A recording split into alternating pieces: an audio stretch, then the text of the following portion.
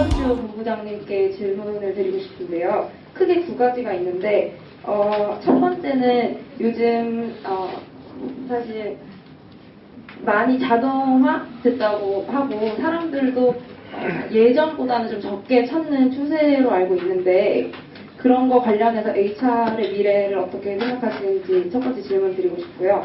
두 번째는 사실 홍콩에서 한국 사람들이 뭐 광동어도 완벽하게 하지 못하고 중국어도 그렇게 뭐 완벽하게 하지 못하는 사람이 많은데 그런 단점을 불구하고도 회사에서 한국인을 고용할 때 어떤 이유로 한국인을 찾는 건지, 그래서 사실 제가 뭐 지원 같은 걸 할 때 어떤 점을 제 강점으로 만들 수 있을지 그런 부분에 질문 드리고 싶습니다. 시간 절약 위해서 혹시 또 추가적으로 질문하실 분 있어요? 한 분만 더 받고 동시에 진행할게요.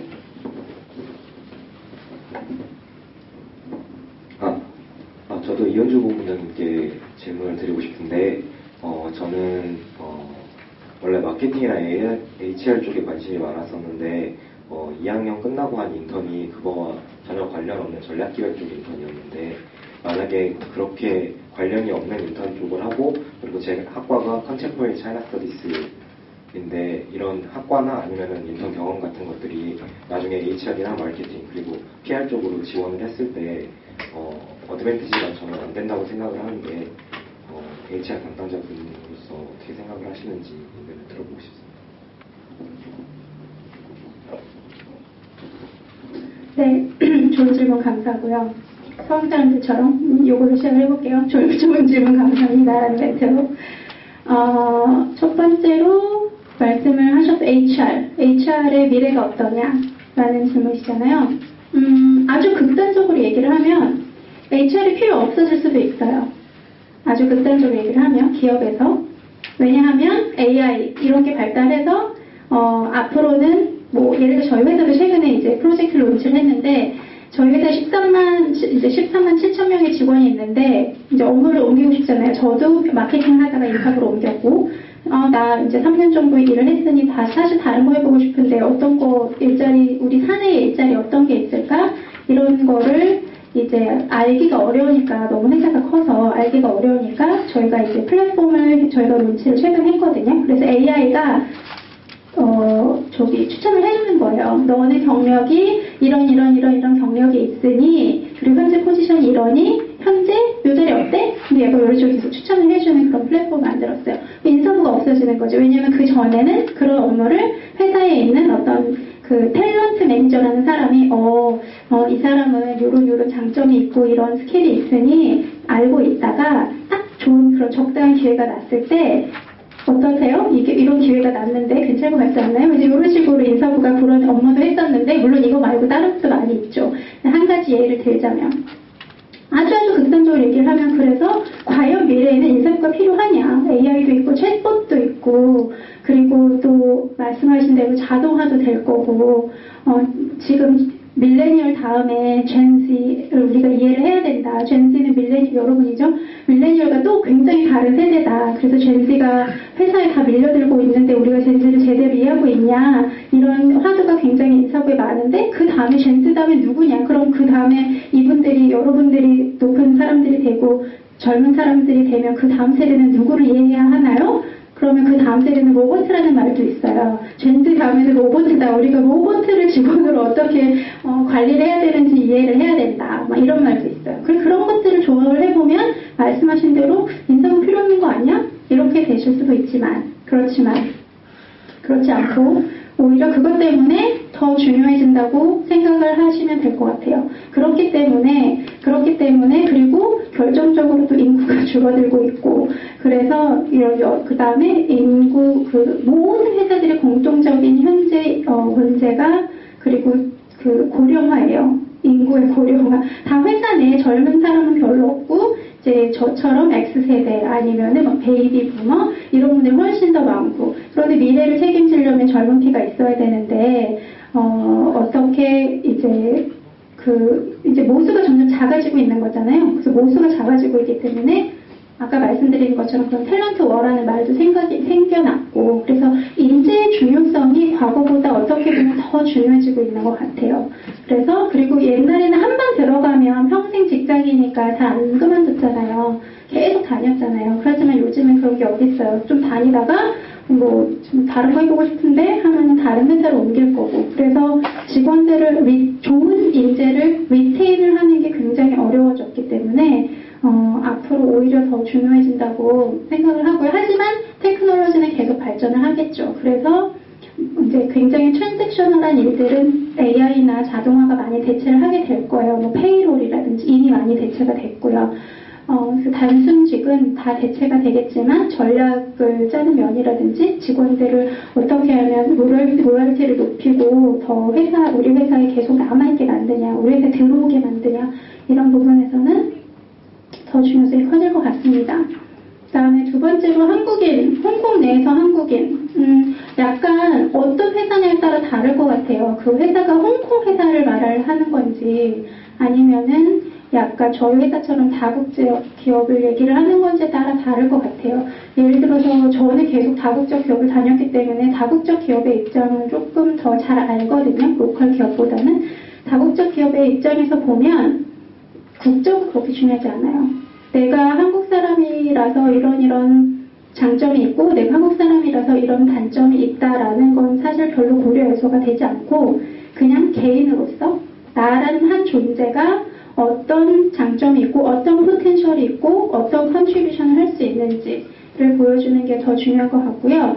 언어는 중요하죠. 영어 저 광동어 못하고요. 중국어도 못해요. 아무도 불어도 못해요.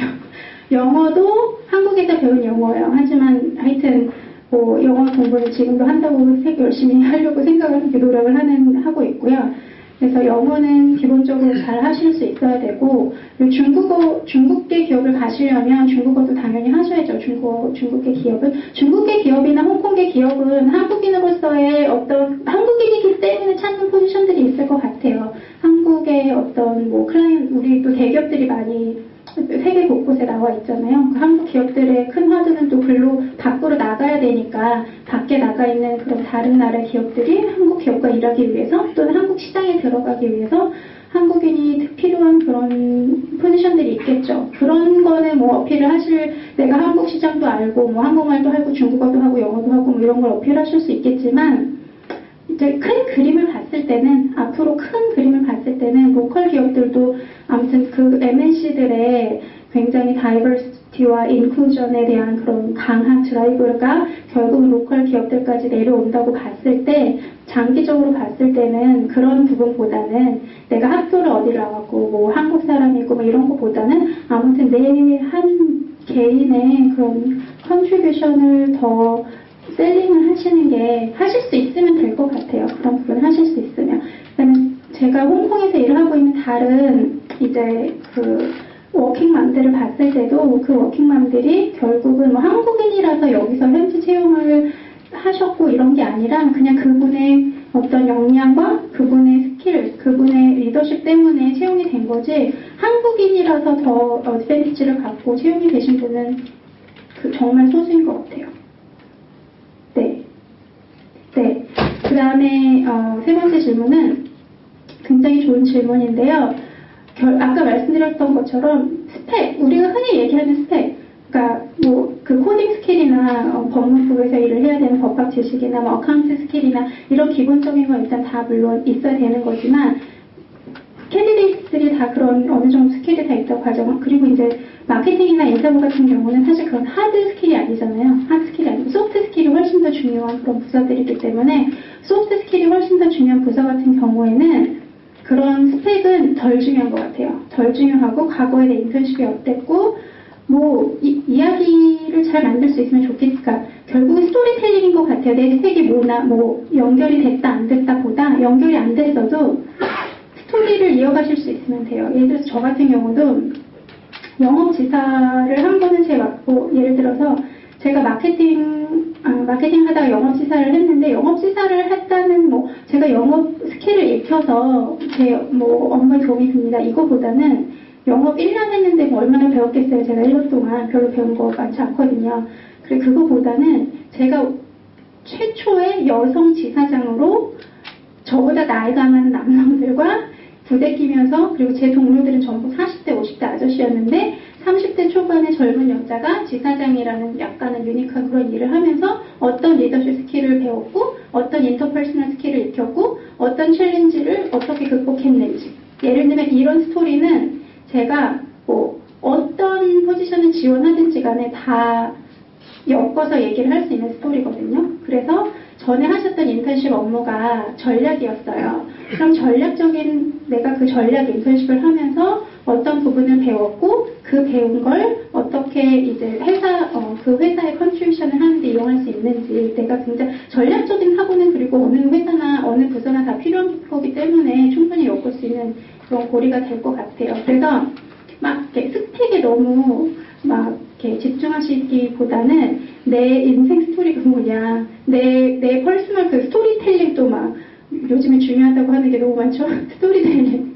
내 스토리텔링을 어떻게 엮어서 하실 수 있는지를 생각을 해보시면 어떨까 해요. 네.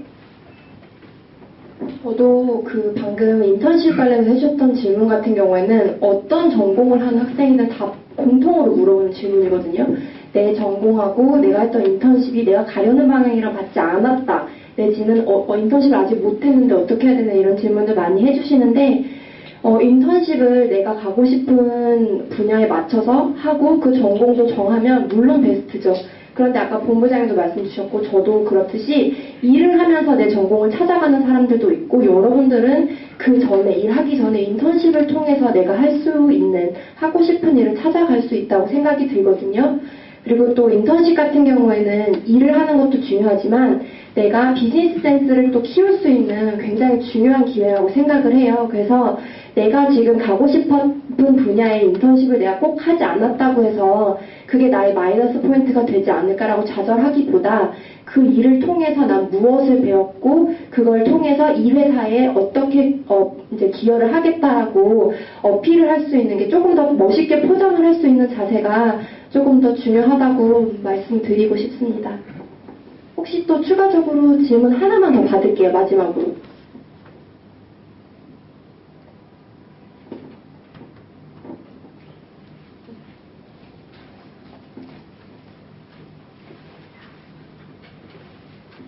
세 분 다 오늘 말씀 너무 감사드리고요. 저는 이현주 본부장님한테 또 질문 하나 드리고 싶은데 그 아까 주신 팁들 중에서 첫 번째, 두 번째가 이제 뭐 첫 직장 중요하다랑 이제 외를 찾고 이제 개인의 가치를 찾아라고 하셨는데 이 두 가지를 약간 결합해가지고 그러니까 이현주 본부장님의 경우에 이 Y는 어떤 것이셨고 어떠한 개인적 가치들을 기반해서 첫 직장을 잡게 되셨는지 궁금합니다.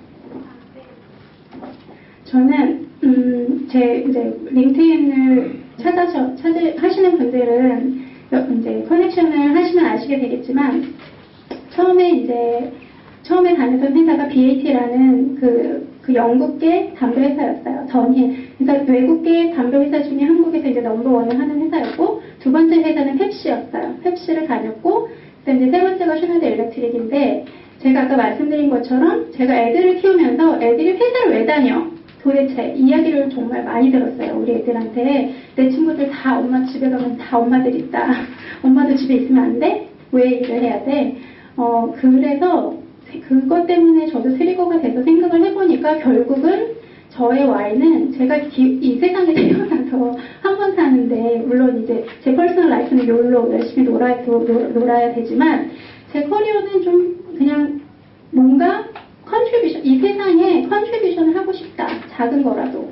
그래서 내가 하는 건 미약하지만 결국은 더 큰 미닝풀 퍼포스가 있는 회사에서 일을 하고 싶다라는 게 이제 결국은 제 결론이었어요. 애를 키우는 엄마로서 내가 담배나 콜라를 파는 회사에 근데 거기서도 물론 미닝풀한 일을 많이 해요. 많이 하는데 펀더멘털리 제가 뭔가를 하나를 할 때마다 조금 더 많은 사람들한테 기여를 할 수 있는 게 뭘까라는 거를 이제 생각을 하다 보니 슈나더 일렉트릭에 이제 우연히 인터뷰를 하게 됐을 때 이 회사의 비전을 보고 그 회사의 비전과 제가 가진 그런 Y와 내가 굉장히 서스테이너블한 미래에 좀 기여를 하고 싶다라는 게 많이 맞았던 것 같아요.